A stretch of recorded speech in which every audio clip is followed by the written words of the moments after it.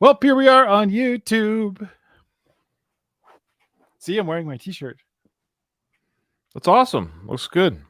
Looks comfy. Looks like you put on a couple pounds. Oh, you lost some weight. Good for you. Okay. All right, Nathan. This is going to be an interesting one. This is it's not really a reaction video per se. It's a video that we're going to respond to and talk about when we're done watching it. We might stop it throughout, but it's a 10-minute video. So grab some popcorn, folks. Grab some snacks. This is a request from Richard H. He said, in 1979, there was an anti-disco music event at a Chicago White Sox game. Let me say that again. In 1979, there was an anti-disco music event at a Chicago White Sox game. There's no music necessarily in this video, but it's interesting. It's a funny piece of history, he said. So can you imagine being so upset by a genre of music that you actually go to an event to state look, there's some music I don't like, but I don't like it. Yeah, there's some music I don't like, but I'm not going to any event. I can't be bothered. I don't hate it that much. Like, oh, you guys go ahead without me. I'll stay home. It's odd to me. I mean, there's something both good and bad about being that zealous about something, and I find that in the United States that's a common thing, right? Where it's like we get like worked up about stuff. I just can't imagine being so worked up about something to actually like, I don't know, protest. Well, let's see. Let's see the documentary and let's just check it out. Thanks, Richard, for this. I'm sure this will be interesting. So here we go. Okay. Disco sucks. Disco sucks. Disco sucks. July 12th, 1979. A twilight doubleheader at Comiskey Park. The White Sox versus the Tigers. Between games, 24-year-old Steve Dahl, a popular disc jockey for Chicago rock station Loop 98, would take the field at the head of his so-called anti-disco army to blow up thousands of disco records. Every day I would play a disco record and drag the needle across it, and scratch it and then blow it up. But I tapped into something. There's an undercurrent of hatred for disco. In a few minutes, we're going to attempt the world's largest disco demolition. Admission that night was less than $1. Wow. If you also contributed an album. We have people come, 98 cents, you get in, bring a disco record. $1 at a baseball game. Unusual promotions were nothing new at Comiskey in the late 1970s. White Sox owner Bill Veeck, one of the few owners enshrined in Cooperstown, was baseball's P.T. Barnum. It was Veeck who commissioned Comiskey's exploding scoreboard.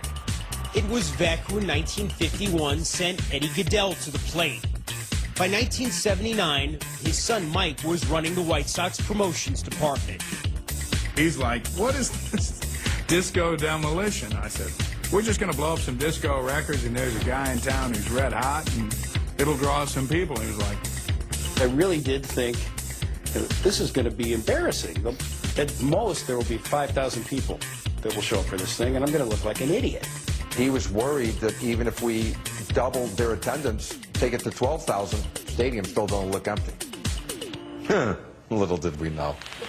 This is now officially the world's largest anti-disco rally. There's throngs of people coming. There's throngs, and they're all carrying albums. The late Bill Veeck told me Sox Park had 70,000. First time Satchel Paige pitched. There had to be 70,000 people in that ballpark. I don't know how they got in. You could see people coming through the portholes out in left field. There was holes cut out in the wall. People were coming up through the holes. People were swiping pops out of my tray, and there wasn't anything you could do about it. You couldn't move. You couldn't go chase someone because you couldn't get anywhere. It seemed like there was kegs in every aisle of the ballpark that night, because everybody was drunk. I said, you ought to have the pot concession. But what I just smelled down there, I think there must be a master load of pot here in this ballpark. Well, listen, we took all the disco records that you brought tonight. We got them in a giant box, and we're going to blow them up real good. Oh, my gosh. They were supposed to just put them into a bin for Steve Dahl to blow up, but Obviously, people brought more than one. Even before the game started, people were flinging records Oh all no, over they're the gonna be place. flying all over the place. Dangerous. Those would hurt. Missed me by a couple of inches. Yeah. Missed the right side of my head by a couple of inches. It's a real dangerous situation. I mean, I couldn't understand why they didn't delay the game. They're going, Rusty, Disco, you know, Sox and they're real loud, and we're gonna kill Disco today. Disco is dead, you know, this and that. And I'm going, no, I was just in discotheque last night. How are you gonna achieve that, right? The Tigers won Game 1 4-1.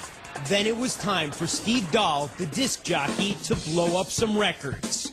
He took to the field in a Jeep at the command of his ragged army.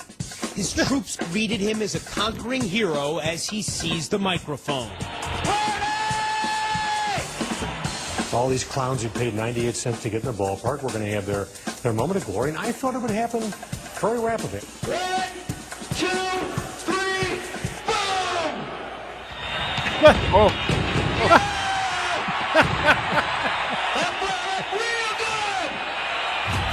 I mean, there was a flash and a stream of broken albums.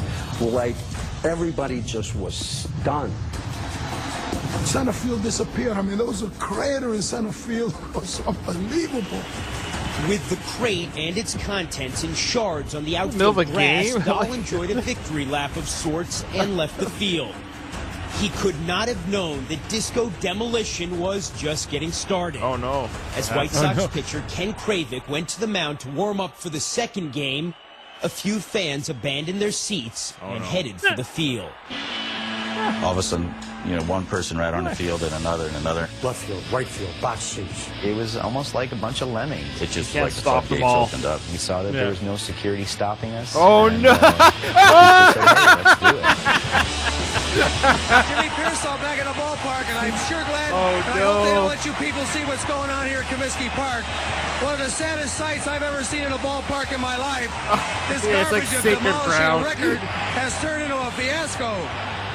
You were outraged. I was just, you know, Major League Baseball is Major League Baseball. It isn't a rat race or a bunch of idiots who probably had never gone to a game in their life. And they'll never hurting come the back. game of baseball and This hurting is baseball in the Chicago. best game of their life. The baseball is no longer the story.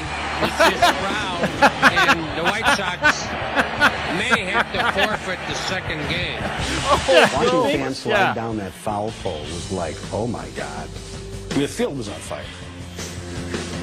You know, it was on fire. I've never seen a baseball field on fire before. To see this happening is a disgrace. It was the worst promotion in the history of the world. This is Belbeck. Please clear the park, or we'll have to call out the game and close the park. I saw people steal home plate, dig up home plate. They dug up home plate. I saw a lot of people running the bases, having simulated baseball games, which was kind of cool. They were ripping the field apart. Kids jumping up and down on the tarp. I'm pretty sure that I saw two people having sex behind third base. Not They even went to Harry third base Carey, on third then base. the White Sox announcer, could control the frenzied crowd. Oh, what's going on Can here? you hear me out there? Holy cow! What say we all regain our seats so we can play baseball again? My friends and I went and sat in the Tigers dugout. We were passing around the Jack Daniels, and one of the coaches came out and he said, son, give me that bottle. And yes, sir. I gave him the bottle, and he goes, now, son, get out of our dugout. After nearly 20 minutes, Carey and Bill Veeck tried again, beseeching those who'd stormed the field to return to their seats. They even broke into song. Oh, crap. Oh, no. That's embarrassing. That's embarrassing. Their efforts were futile, as was the incongruously polite tone of a message on the scoreboard. Okay, I will. The fans simply wouldn't surrender the field for the second game. Now the police are out on the field. Boy, oh boy. They rode in on their horses, and the kids just ran for the hills. After nearly 40 minutes of mayhem, Comiskey Park's field was pockmarked with divots and debris. You go out there, you see puddles of where beer and stuff was wasted on the field. There was glass broken out there. It was a mess. With the anti-disco revelers finally off the diamond, the grounds crew attempted to make the field playable. Even as Tigers manager Sparky Anderson argued it would be impossible to play. Dahl's Army had demolished disco, and in the process, Comiskey's field. The umpire-in-chief and the president of the league has declared that the playing conditions on the field will not permit them to play the second ball game. The White Sox were forced to forfeit. There were 39 reported arrests, but only minor injuries, among what some say was the largest ever White Sox crowd. It was a disastrous evening from my standpoint. There are no number of tickets that you could sell that would make it worthwhile. Dad thought I got hustled. He was always of the opinion that the station knew that it was going to be a lot bigger than I had any idea. I always took one great offense more than anything else. Don't blame us. We did a promotion that overworked. You got to give them credit, though. I mean, they did get a big crowd at the ballpark. That's stupid. You're stupid for saying that. I want to tell you right now. You talk to people in the radio business, and they'll tell you that overnight, stations stopped being disco stations. The Bee Gees actually blamed me for killing disco, which I felt was a victory for me. I took that as a win. We did a promotion that caused a forfeiture. I regret that. As a cultural event, I'm kind of proud of it. Huh. Oh, wow. So I've never heard of that before. No, a coordinated effort to destroy disco. And they destroyed the baseball field, too. But baseball is alive and well today. Yeah, well, you have to be fair. Disco is dead. Well, I know disco was a very divisive music form or genre when it came out. There was, it was, and it did kind of come and go. Like people don't do disco anymore. Obviously, it's a very unique sounding type of music, but it was huge. You know, Saturday Night Fever, the Bee Gees, and then it just even Kiss did a disco album. Well, part of it, okay. I think disco has come back. To be honest, disco has come back, but it's not nowhere even close to where it was. And I think the biggest concern with disco was always it was just formulaic, and like all the songs started sounding the same.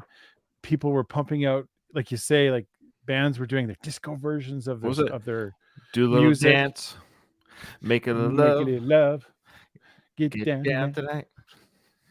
It just was too like demeaning to music in general, because it was just like all you got to do is add that do, you know, do. It's not no different. I remember growing up, and there was a bit of anti-dance amongst the crowds that we hung out with. Like we weren't all for dance music because it was for the same reasons. It was formulaic, catchy.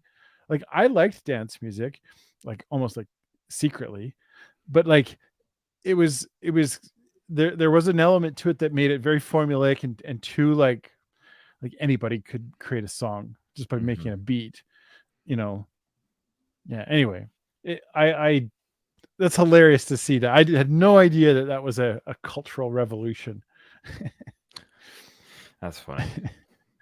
That was that was a really fun watch. Thank you. I like that kind of stuff. But we don't get videos like that very often on our channel, and so Richard, thank you so much. That was fun just to see that piece of history hit. We thought the highlight was going to be the exploding records. But then those first two people that ran out in the stadium, and everyone's like, "Ah!" Can you imagine if you were those people? You were like, "We're the first ones that ran out," and then everyone else joined us. They do. Yeah, that's great. Great stuff. I guess doesn't sound like anyone got legit really hurt or anything. It Seriously hurt. Yeah, probably a couple of bumps and scrapes and bumping into people type injuries, but yeah. All right, fun stuff. Thank you so much, Richard. Hopefully everyone else just enjoyed a little bit of history there, and long live disco. Long live disco. Yeah. All right. We'll see you in the next one.